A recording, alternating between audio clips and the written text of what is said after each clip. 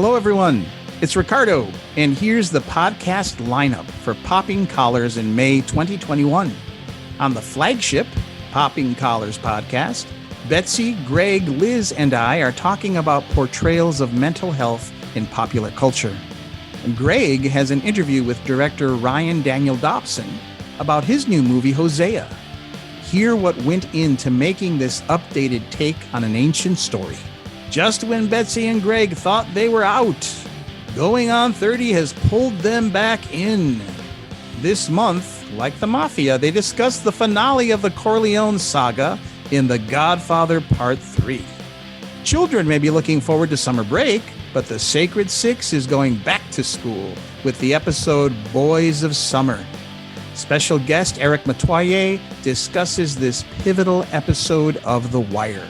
Finally, the PC Book Club is back with its regular hosts. Liz and I give our picks for what you're going to want to be reading on the beach during your next vacation. Thanks for listening, and keep those collars popped.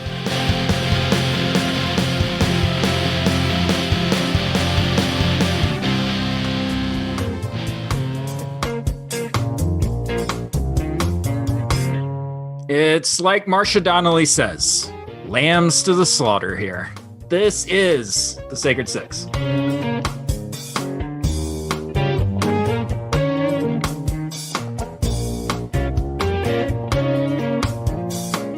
Welcome to the Sacred Six. Sometimes an item in pop culture is just too big for one podcast episode, and that's where this show steps in. I'm your host, Greg Knight.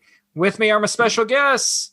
We're going to switch it up this time. Eric Metoyer. What's up, Eric? Hey, life at St. Francis Church in San Francisco is just hopping away. It's time to get out and play in the sun. That's right. In the city by the bay. That's right. And we've got Betsy Carmody with us again. How are you, Betsy? I'm good. I'm literally at school. I'm in school, which is thematic for this episode because I'm a school chaplain here at Episcopal High School in Alexandria, Virginia. So that's what we call a tease in this business, because as we continue to re-up on episodes of The Wire, this month we find ourselves at season 4, episode 1, The Boys of Summer. Let's see. The Don Henley song. No? Yes. Right. Deadhead sticker on a Cadillac. Right? That's right. Eric, I'm going to turn to you this time. Catch us up. What do we need to know about season 4 of The Wire? Adding another game to the game. We are now entering the Baltimore Public School District. So as the education begins, we start seeing how the game on the streets fits in with the game that is the Baltimore school system. That's right. That's right. Betsy, now that we're in school, what's the best scene from episode 1? I really enjoyed the young actors that were in this in this season. They're really affecting. I think again I've referenced this book on here before. All the Pieces Matter. Just really hearing them talk about playing these roles as children is really awesome. Like just their ability to step into this world, and whether it is something that was familiar to any of them or not. I think for me, it's almost like the secret life of children, because they're not high school students. These are middle school students. When they're, they've hatched the plan to go after the terrace boys with the urine balloons. And, and Donut is just laughing and just like, you guys turn around. I can't go to the bathroom with you all watching me. And, that Naaman ends up screwing it up and peeing himself. Was it a Randy plan? Did Randy come up with a plan? Yeah, it's a bad. That was a Randy plan. Yeah, and that it doesn't go their way. It doesn't end up being good for them, and that they all end up at the ice cream truck in the end. But you start to I like the establishing. This is our only first season episode 1 of a season, and we get this establishing who's who lives with who. What's going on? What is everybody's life like? What's going on with, Duquan? What's going on? So you're kind of establishing all of this, and it just made me love this season a lot. And because I do, and yearn for their eventual union with Mr. Presbo and getting to that part where they're in school and the possibility that exists there, but then also made me think about what didn't come together for some of these characters. Eric, best scene. So for me, it was a character named Snoop, who was a young. She's old. She should be in high school if she went to school. Probably.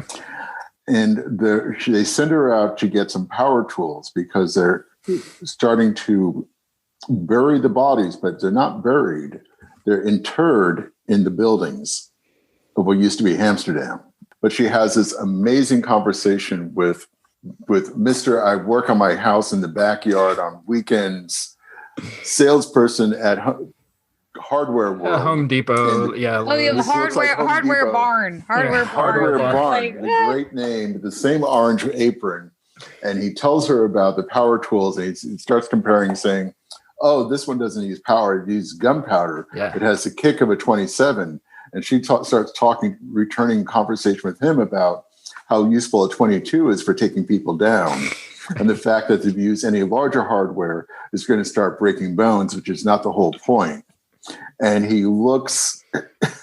He doesn't know what His face to is say. just, he doesn't know what to say. It's a combination of horror and I think impressed that she knows as much about his tools as he does. God dang. So you got the DeWalt cordless, your nail gun, DeWalt 410. Yeah, the trouble is, you leave it in the trunk for a while, need to step up and use the bitch. The battery don't hold up, you know? Yeah, cordless will do that. You might want to consider the powder-actuated tool. The Hilti DX460MX or the Simpson PTP. These two are my Cadillacs. Everything else on this board is second best, sorry to say. Are you contracting or just doing some work around the house? No, we work all over. Full time. No, we had about 5 jobs last month. At that rate, the cost of the powder-actuated guns justifies itself. You say power? Powder. Like gunpowder. Yeah. The DX460 is fully automatic with a 27 caliber charge. Wood, concrete, steel to steel. She'll throw a fastener into anything. And for my money, she handles recoil better than the Simpson or the P3500. Now, you understand what I mean by recoil? Yeah, the kickback. I'm with you. That's right.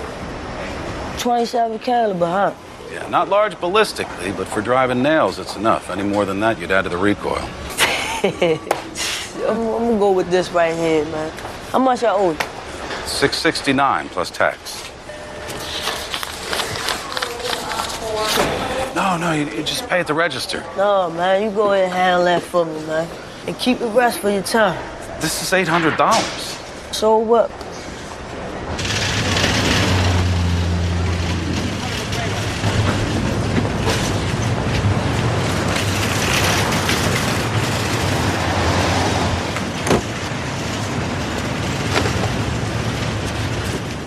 You good? Yeah, man. Man said if you want to shoot nails, this is the Cadillac, man. He made Lexus, but he ain't know it. Hold the charge better? This is gunpowder activated, 27 caliber, full auto, no kickback, nail throwing mayhem, man. Well, you laughing. I'm in school, dog. Trying to tell you. For real. And then for a cool $800 on a $650 product, she just takes it away and then brings it back and says, you know, this I got the Cadillac, but what he doesn't realize, it's really the Lexus Yeah, he doesn't. of power tools. Yeah. Yeah, I love the way they draw that scene out because they do have this nice back and forth about the features. And she pays him in cash. Pays You him can do that at the Some register. cash. Yeah. Now we're good. Keep the rest for your time. What I love about the Snoop scene is that she learns. She's learning in that scene, right? She is capable of learning quite a bit. She's really smart. She just needs it explained in a language that she understands. And that's what the hardware that's what the hardware guy does. He's like, "Oh, you know, it's got recoil. You know what recoil is, right?" And she's like, "Yeah, it's kickback. I know that." And that's the thing. She's learning in that moment about the tools that she needs, and it sets you up for the rest of the season. And how do these kids learn? How does Mr. Presbolewski teach the kids math? Teaches them by relating it to stuff that they know. It's all about learning. If only she took shop class. I love when he's like, she's got jobs here and there. They had about 6 or 7 jobs last month. Like, are you contracting? Are you? Yeah. Yeah, we were contracted on 5. Yeah. 5 jobs. That brings us to our big idea. And our big idea this time are the Knights. These are new players in the game. Not quite pawns, something a little bit different. And what season 4, I think, does a good job of is last time we talked about the end of the game, basically. We talked about the cost of the game being the end. But this shows you how new players get added. So what do we learn about the new players of season 4 based on this episode? Well, we definitely have this generation kind of introduction, just with the focus on youth and what is possible there. And can you resist the game? I think of a character like Michael and how he really tries to not be involved, but that it becomes like The Godfather. It just keeps sucking me back in because how is this ingrained into the world of poverty and these different things that I'm having to deal with? And it shows how the game just starts repeating itself. And with Stringer gone, as we talked about, you're weak when you lose your queen on the chessboard. This opens up the space for Marlowe because Avon doesn't have that kind of solid support anymore to look at the whole board and protect himself. Mm-hmm. And his soldiers get knocked off one by one. And with the school system, you start seeing how the school system starts playing into this, that the game of the school isn't strong enough to hold the kids in, that there's more temptation to go outside. Well, and it becomes, all the temptations are outside. You're dumping stuff out the window of school so you don't get caught with it. And then you go out and shake those bushes because you're going back into the life where you need whatever that thing was. And I talked about it a little bit in the last episode, but just the roots of kind of where we get these kids from and who in their life is telling them that they are lovable and capable, who is doing that. And they learn that what is valued and lovable and capable is earning money. Yeah. Who is your MVP of the episode, Eric? So I opened up talking about Snoop in the hardware store, and that was it because, man, she is sharp. She becomes a pro at what she's doing, and even more so, she's smart. She's a pro. She's adaptable, and in such a scary kind of way.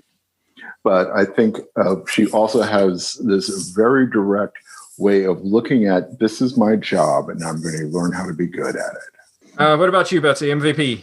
I want to say Fruit just because I enjoy his name, but no, it's not. I'm going to go with someone connected to the Fruit situation, and that's going to be Randy. Because I find, Maestro Hal, who plays Randy, Randy is a boy who's in foster care, and just his world spins out, and the system fails him the entire way. Hurt fails him. It is definitely. I mean, that later scene with him when he's in the boys' home, and it is just one of the most heartbreaking scenes of this entire show for me. Mm-hmm. And he's having to be someone he's not, and to try to be hard and to be all of that. But this was this visit back to him as this kid he's going to sell Skittles. And he's going to make a profit, and he's going to do his thing. And, he's going to have different colored polos in his locker so he can go to different lunches. He's a really great actor, and he's still acting. He's still doing his thing. Still acting. Great musician. Maestro's, super musician. His stuff is super good. That's it. We did it. Another episode. In the books. Our nation doesn't get much better than this. We only have one more show left, you guys. I know. We have gone a long way on this journey. Next up will be season 5, episode 10, titled 30. It's a little confusing. We're headed to the end of the line. We're going to the papers next time. You guys up for that? Totally. Visiting my old haunt. Let's do it. Right. Baltimore Sun. Love it. Do it. We'll see you then. Peace out.